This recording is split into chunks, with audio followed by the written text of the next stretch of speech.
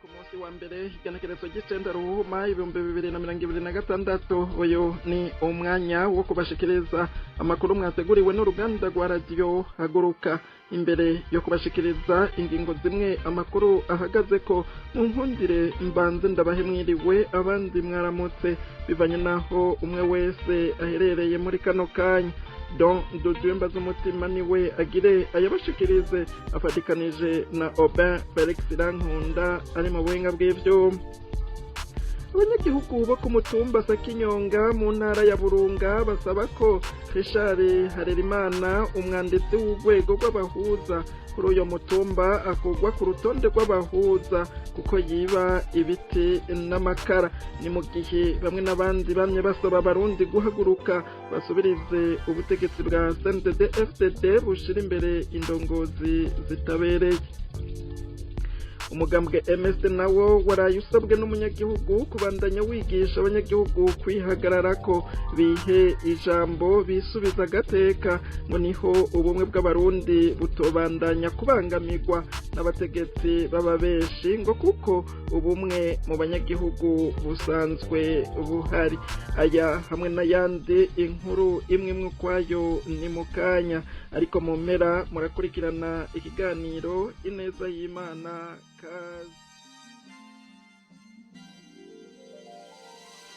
Subiye kubaramutsa.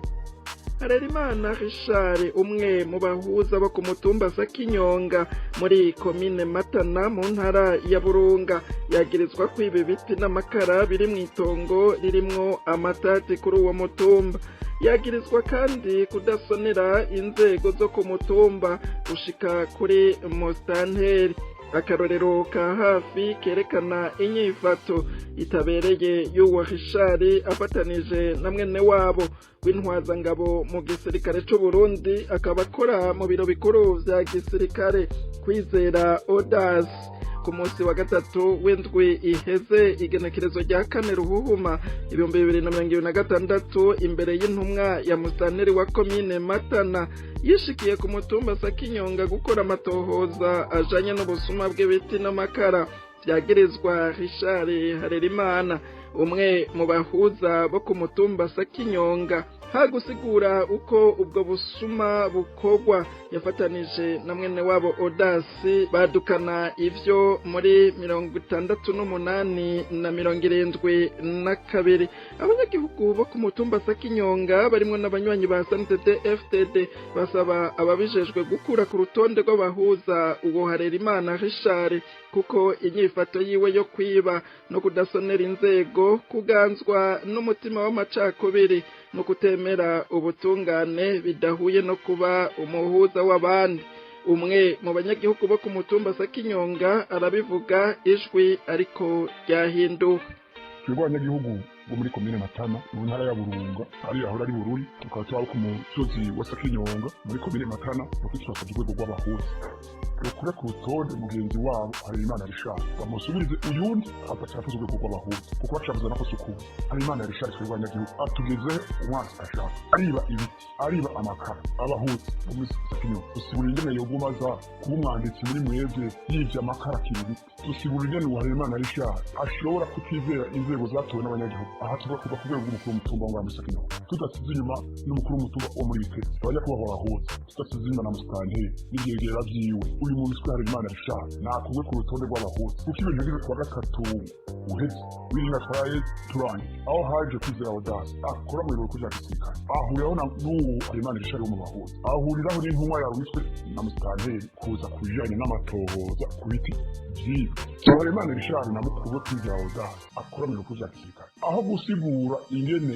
ibiti vyaciwe n'ingene vyibwe kugira bagire amatohoza ahubwo bavuga 72 uyu Harerimana Richard ari mu bahuza afatikanye na Kwizera Odas akora mu bikorwa bya gisirikare kiba umusozi wa Sakinyonga dukeneye umuntu atuzanamo ivyo mashakubiri 68 dukeneye ubutungane nyakuri twisabye hejuru yaho twebwe no mu mugambi CNDD-FDD twaramubajije twiwe Richard ivyo turbuga uri kurabura biburana n'abantu 12 mugabe kibazo aho kiri so wawe yarahari yigeze ayibura uti mugabo byanyazwe na soko wawe na soko wawe icyo gihe yari kwibiti yishu none ibiti byocibwa nande ngo ni kiwe kubisa upapurika ugwa senite kwitusaba na musenite iyo umuntu ariko arabura bisi aba ariko aburana n'ibiti kandi ibyo biti nyine aragaruka wenyine akaja kubyiba akagaruka wenyine akabicana amakara none uko kuri ko bakuriye uyu guma mu bahuza aba kuri YouTube n'abakiri umutwe iyo fugezo nta mugire umutwe we wagumye ibyo ashaka ko byo bamutunganiriza avuze ngo funga naka nifunga naka avuze ngo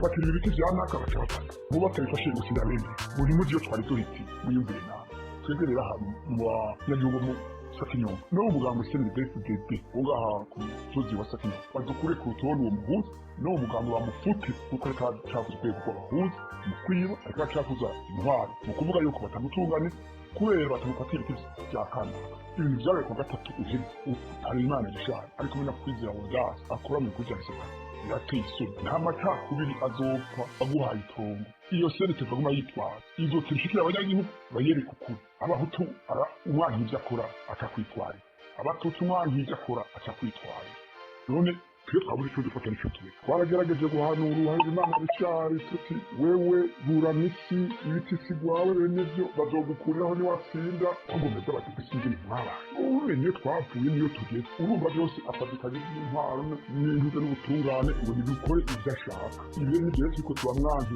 nase ndetse dukiriki kibanza turugwamo cyane n'umugambi ubutungane cyiko tubi ibyo cyiko turabimwanze uruhare Imana bicari no kwizera Audace akomeye kuja guseka aha muri Sakinyonga bakuramo amacako abo banyagihugu kandi basaba ko intwazangabo Audace Kwizera akorera mu biro bikuru vya gisirikare guhagarika ivyo kubiba amacakubiri y'amoko ku mutumba Sakinyonga yaradukanye ku munsi wa gatatu no procureur yo Kwizera Audace akorera mu kujya gisirikare wanda yafonye ngo procureur y'uruhu ntatanita umugabo wa telefone kuna bamwe basitani abo nabo biraburana nyine hoho akayita ngo yarungitse ngo baza kuraba ngo urindi gutwarana umugabo ya Kwizera mugabo telefone nyine uwo ni mukuru uwo bishari kuvuga yuko yokugwa nta mukuru nta mutoyi wiwe bose n'abantu b'abanyamacakubiri gusa twumva no Kwizera Audace kuba mu kujya gisirikare akaza amacakubiri za kuzuza Sakinyonga yitwa ngo uri muhazana marabonye umuntu adatuka marabonye umuntu aza cyotize gusaka marama twebwe mu kamuseni b'ibindi unga Sakinyonga naha tuvuze bahuza gukura ku rutonde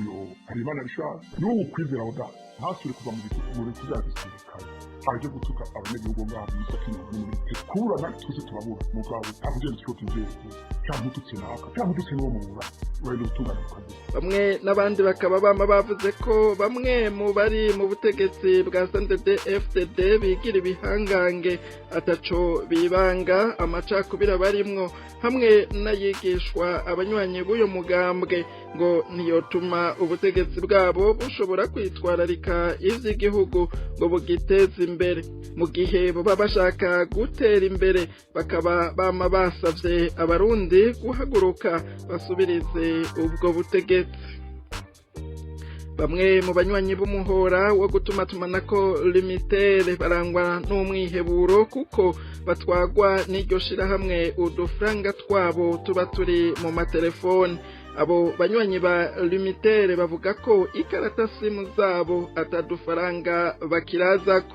ngo urajije ko amafaranga 1000 canke arenga bukeye mu gatondo asanga asigaranye nk'amafaranga 50 gusa ayandi yose yagiye nta umenyeshwa impamvu aba yatwaye udufaranga twiwe yabitse muri telefone ikibabaje gusumba ngo nuko naho uba warajije muri telefone utu inite wasavye ideni natwe nyene usanga ataturimwo kandi ataco wadukoresheje ivyo byose bikaba biruko mu gihe abo bantu baba baramaze kuriha amafaranga 2400 basabwa y'ikori ririhigwa telefone ngendano abanywanyi ba limitere ntibatahura ivyo biriko birabashikira bitoga bavuga ko bazi neza mu ntango limitere ngo ikizanwa na bunyoni itariha amakori ubu abo banywanyi bariko bakatwa utwabo ngo ntibazi ko ari ayo makori atarishwe ico gihe bariko barishura yaba amayunite babakata yaba amakori barihishwa ngo baremera akagenda kuko atakundi bogira ishiramwe limitere ngo rirabaruhishije ngo babuze irindi shirahamwe ryo gutuma tumanako yizewe mu gutanga service nziza bakarijamo bamwe basaba ishiramwe limitere guhagarika gusahura amayinite y'abanywanyi ngo kuko baba bayaguze bayakeneye. Abandi babandanya kuvuga ko gutera imbere mu Burundi ivyo gutuma tumanako birimwo ubusuma nk'uko bizogorana, kuko ngo bose bakurikiza wa mugani uvuga ngo impene irisha aho iziritse. Iterambere ngo niryo abategetsi nyene bakomoka muri CNDD-FDD birirwa bariba abanyagihugu umwe wese mu gisata rimwe, ngo naho abarundi ho kuva hasi bakagarukira agateka kabo gahunyangwa muri vyose n'ubutegetsi bukomoka mu mugambwe CNDD-FDD. Ubumwe bw'abarundi burahari, ingorane ibangamiye ubwo bumwe bw'abarundi ni abanyepolitike bariko batwara igihugu. Umwe mu banyagihugu bitabiriye ikiganiro catunganijwe n'umugambwe MSD kuwa 5 Ruhuhuma 2026, aho hari haramutse hibukwa imyaka 50 iheze habayeho amasezerano y'ubumwe bw'abarundi. Mu ntumbero yo guhanahana ivyiyumviro kuvyerekeye ubumwe bw'abarundi niwe abishikiriza, agasaba abanywanyi ba MSD gukomeza intumbero bafise yo gushira hejuru ya vyose agaciro k'umunyagihugu, niho ubumwe bw'abarundi buzokomera. Ninete Nancy Mutoni tumubaze ino nkuru. Mathias yari yitabiriye ico kiganiro catunganijwe n'umugambwe MSD kuvyerekeye ubumwe bw'abarundi, avuga ko ubumwe bw'abarundi buhari, ingorane ibangamiye ubumwe bw'abarundi akaba ari abanyepolitike badaha ikibanza umunyagihugu. Ubumwe bukaba bwokomera mu gihe umunyepolitike yokwemera gushiraho umunyagihugu ashize.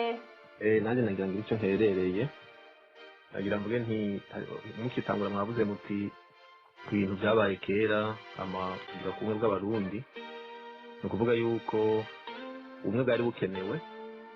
Uciye tunaraba n'ibyabaye ku masezerano ya Arusha, dusanga yuko mu Burundi hariho ubumwe bw'abarundi, mugabo petete twama dutora inyishu tutagiye mu mizi cyane tudahaye ikibanza banyene gutora inyishu, ariko bituma kenshi ariko bituma tugeze aho tugeze.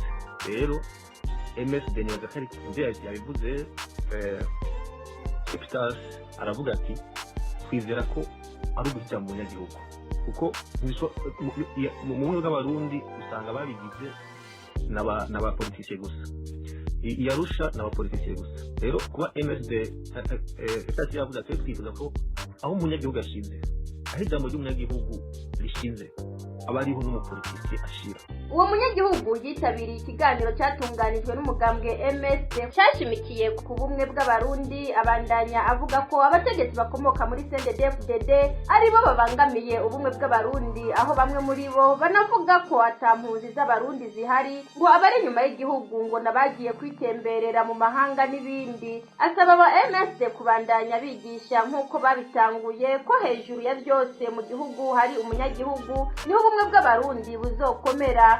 Abanyagihugu bamaze kumenya ko abariko babatwara bo muri CNDD-FDD bariko bababesha. Rero tuzokwisabira aba MSD kandi hashima ko ndabyo mu nyigisho mutanga n'ubyo mwigisha n'ibyo mubwira murahinga ubu cyane abanywanyi banyu, murahinga ubu cyane umunyagihugu. Rero ibyo bintu two tubyigisha abarundi, kuko nk'ubu abarundi nta kindi kintu bazize, bo bafise ubumwe hagati yabo n'ubu barasanga abahutu n'abatutsi n'abatwa, ariko abantu bafukamye mu nda n'abatutsi n'abategetsi. Abantu bafukamye mu nda ntibajya bakanyana bavuga ngo nta mpunzi zihari, ngo zagiye mu kwitemberera, ngo cyangwa ngo n'abadeni cyane cyangwa ngo n'ibiki. Ntibajya abantu bavuga ngo bose barahaze, ariko umunyagihugu yashonje asaba umunyu umututu cyangwa asaba umunyu umuhutu, yabuze amazi aja kuyagoma ku muhutu cyangwa akayagoma ku mututsi. Rero baza ko abanyagihugu bacu botangura kwiha inguvu bakiga kumenya yuko abantu babatwara nta kintu atari ukubabesha. MSD ibandanya gusabwa kwigisha abanyagihugu akamaro kabo n'ingufu bafise mu gihugu cabo. Nko mu matora aheruka mu 2025 umunyagihugu yahagararagwa imbere n'uwundi munyagihugu wo muri CNDD-FDD akamutegeka uwo atora. Ako ngo ni agasuzuguro k'umunyagihugu karenze. Mathias arashima ko MSD yigisha abanyagihugu kwihagararako, biha ijambo bisubize iteka, bagatangura kuja mu mategeko yabo. Hajya bakina kuri komine bahagaze ari batandatu, musantera agacereza bose bahagurukira rimwe bavuge bati kibacerewe hama babonye ubarenganye ku murongo bamuza twe twatonze ngaha kuva mu gitondo gute uzuka turengana ku murongo batangure kumenya yuko bajya abagabo bari mu mabiro bajya abagabo batwara amatwara y'amajipe atari intuze atarayabo n'abanyagihugu twebwe nibo batwarira twebwe ijwi ry'umunyagihugu ije hejuru umutwe twavuze bati no turakurambiwe baveho bavuze bati no munsi turagushaka ujeho habeho kugira ngo yavuze neza avuga ati tugire amatora abanyagihugu bahisemo ajeho uwo bankiye aveho bica byoroha mu gihe imeze izoza tuvuga ati okay mwebwe naho muri abanywanyi banje muzontora amaze kuntora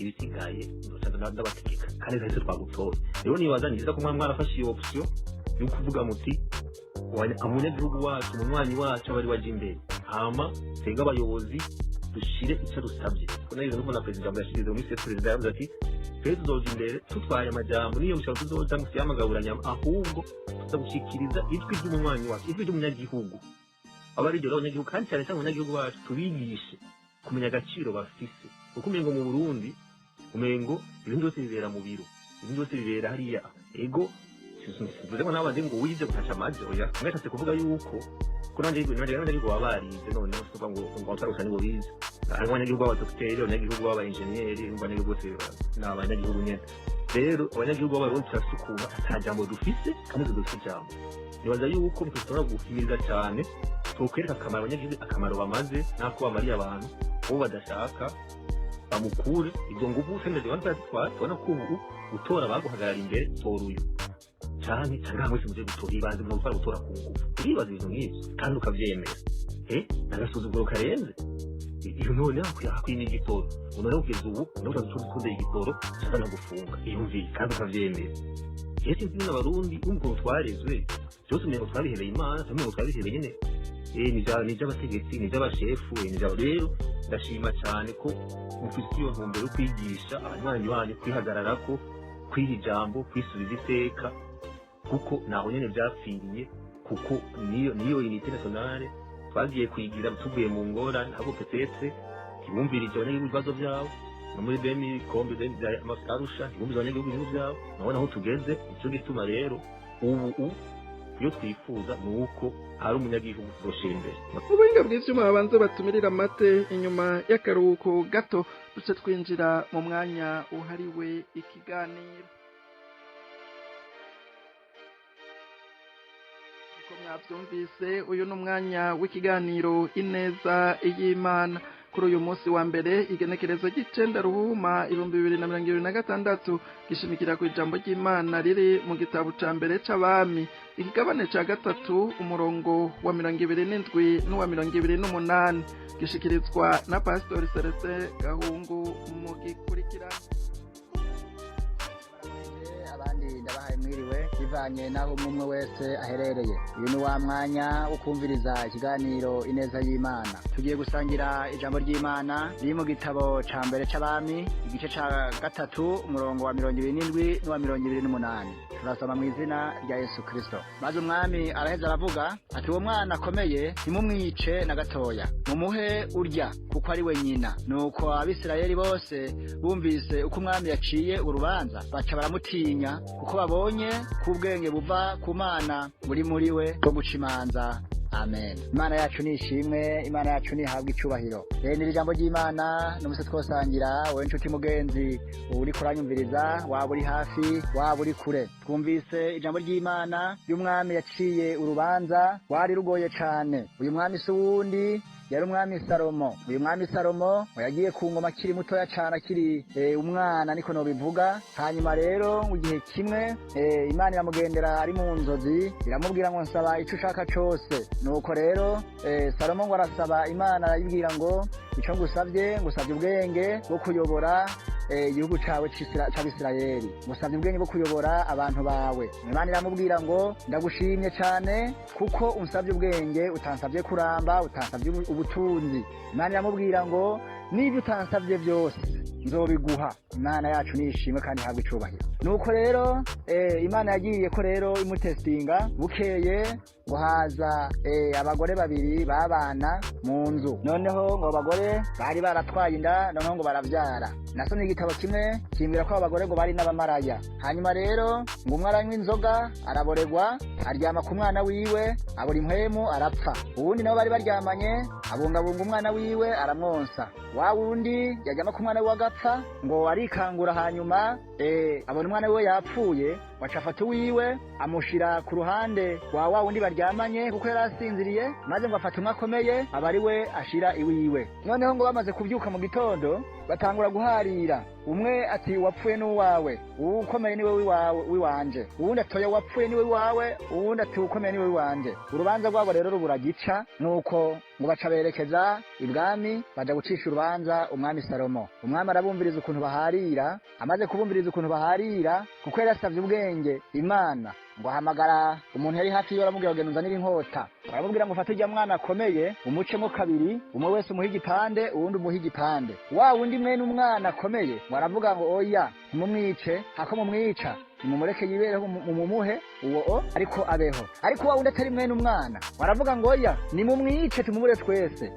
Imana itabare cyane. Umwami acumba iryo jambo gusa aravuga ati urubanza ruriciye. Uwo w'imbabazi, uwo yanze ko umwana bamwica niwe nyina, rero abari we mumuha. Imana yacu nishimwe cyane. Nshuti mugenzi uri kuranyumviriza muri kino kiganiro ineza y'Imana, nagira nkubwire ngo iri jambo ry'Imana ryaryoshe cyane.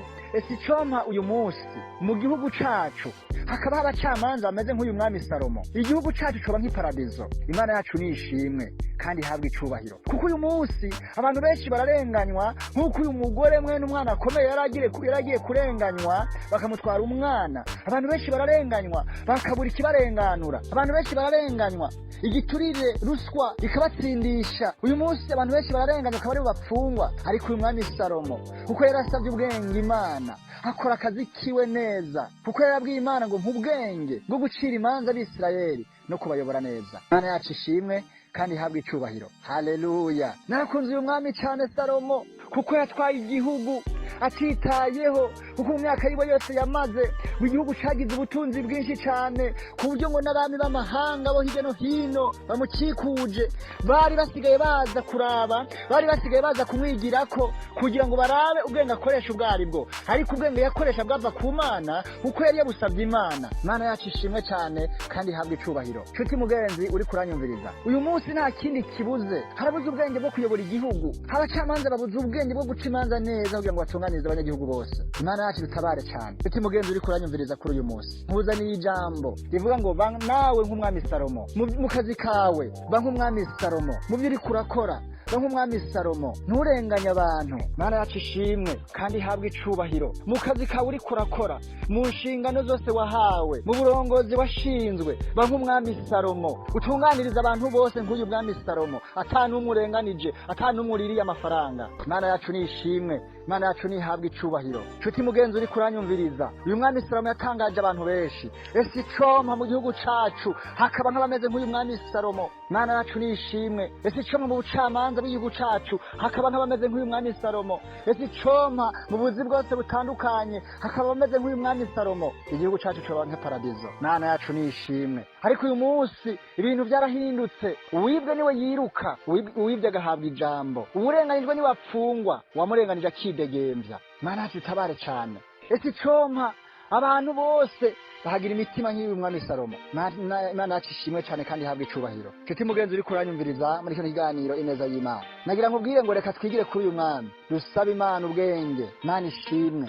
Umuntu wese ahari mu ntebe yicayemo y'icubahiro, mu kazi yashinzwe, waba ukora muri banki, waba uri mwigisha, waba uri muganga, waba uri ministre, icyo ukora cyose aho Imana yaguteretse, rega n'Imana yagushize izokubaza ivyo yaguhaye gukora ko bikoze neza, izokubaza abo yaguhaye kuyobora ko bayoboye neza. Imana yacu nishimwe kandi habwa icubahiro. Uyu mwami Salomo Imana yaramwishimiye cyane kuko savye Imana ubwenge bwo kuyobora abantu b'Imana. Ariko uyu munsi abantu benshi iyo bagiye mu ntebe z'icubahiro nta kindi bitaho, bitaho kubaka amazu meza kuzuza amakona yabo ariko ntibiteho abanyagihugu bato bato. Imana yacu ishimwe kandi habwa icubahiro. Nshuti mugenzi uri kuranyumviriza ndakwifurije kuba nk'uyu mwami Salomo yasabye Imana ubwenge aca imanza neza z'Abisirayeli abamwituye bose arabatunganiriza. Imana yacu ntihabwa icubahiro. Iri jambo ry'Imana naye numvise twosangira kuri uyu munsi abaryumvise mwese Imana yo mwijuru ibaha umugisha. Shalom shalom. Imana ugira neza, Imana y'icubahiro. Ndagushimiye kuri Imana ugira neza, ndagushimiye kuri Imana y'amahoro, ndagushimiye bw'iri jambo mpaye. None rero nyemerera mwami